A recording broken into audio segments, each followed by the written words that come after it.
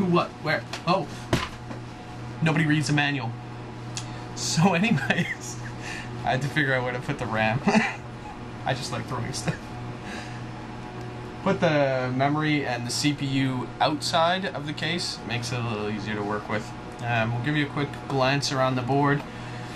Typical stuff: memory, CPU, these beautiful heat sinks. They're kind of fantastic looking.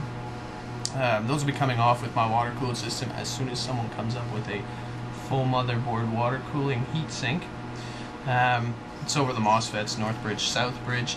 You'll notice there's an iROG chip there, as well as some classic things that ASUS likes to use. I took a look at this, the Extreme HAF-X chip. There's been some debate on the forums on what's underneath it.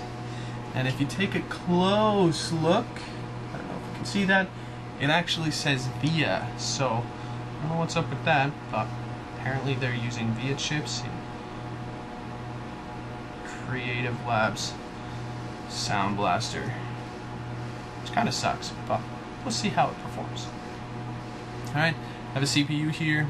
If you've never installed one, there are pins missing on the bottom. On the motherboard there are slots missing. It really only installs one way, so as long as you're not pushing too hard, it shouldn't be that difficult. You put it in there, press the little latch until it clicks. RAM, just as easy. And yes, I know, I was reading the manual.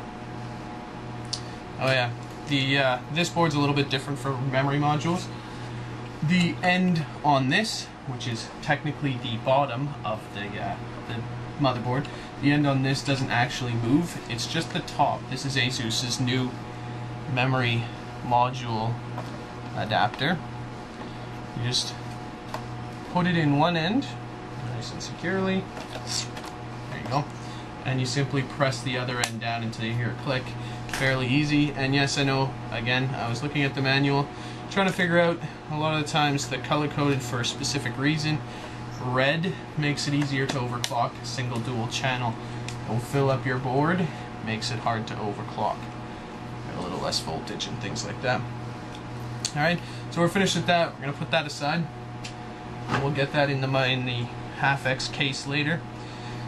The HAF-X comes with these beautiful little plastic adapters for 2.5 inch. I learned the sizes. Woo! 2.5 inch to 3 inch? Okay, I didn't learn the sizes. Whatever. And then that goes in the typical case adapter, and you simply slot it in one side. I love these things, all screwless and toolless design. You slot it in one side and it makes it fairly secure.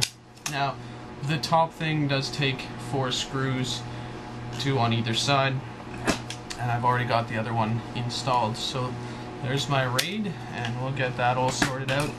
And before I mentioned this, it actually says my SSD is faster than your hard drive. And then you can throw the rest of it out. Back in a bit.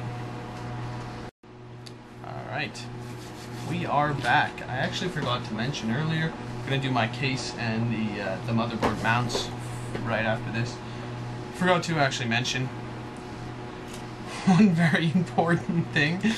CPU cooling, very easy to install. I also like to install this outside of the case. Makes it very, very easy. Actually, one last thing I just noticed too. So you just simply put this on here, line it up.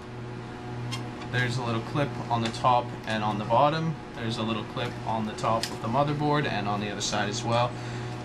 When you get it in there, you simply clip this side that doesn't have the little latchy thing on, and then simply clip the other side on. Can't hold it up and do it at the same time. Alright, once it's clipped on, simply turn the latch, tighten it up, and you should be able to give it a good tug. Now there's one last thing, a couple last things, I know. Power goes in the power. On this side, if you have a 4-pin extra power on your processor, take the little clip out. Don't throw it away. You might need it afterwards. I don't like those ASUS connectors. Check your RAM, because it didn't seat on mine properly. Anyways. Alright. HAF-X case. Actually, I'm going to borrow the camera for a minute. Alright. Sorry about the shakiness again. Nobody likes that. Alright. So the first thing we're going to do in this case is do some cable management right away. I'm not going to use USB 3 at this point, so I'm just going to take them right out, and I'll show you how to do that in this case. Fairly easy.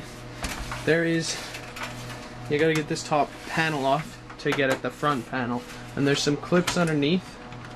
One there, one in the middle, and one right here at the end. And again on the other side. Just take this side off real quick.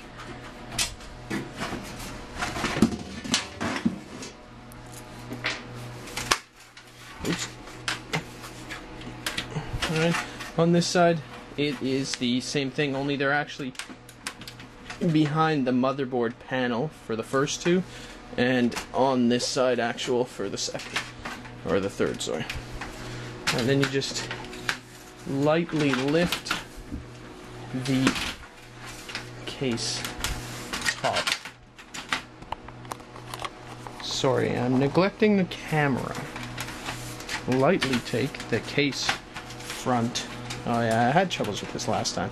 The actual front panel gives a little bit of issues with everything. Give this a little tug through. I was just taking the cables out the front. Alright, and you flip it over, and inside you will find this lovely thing.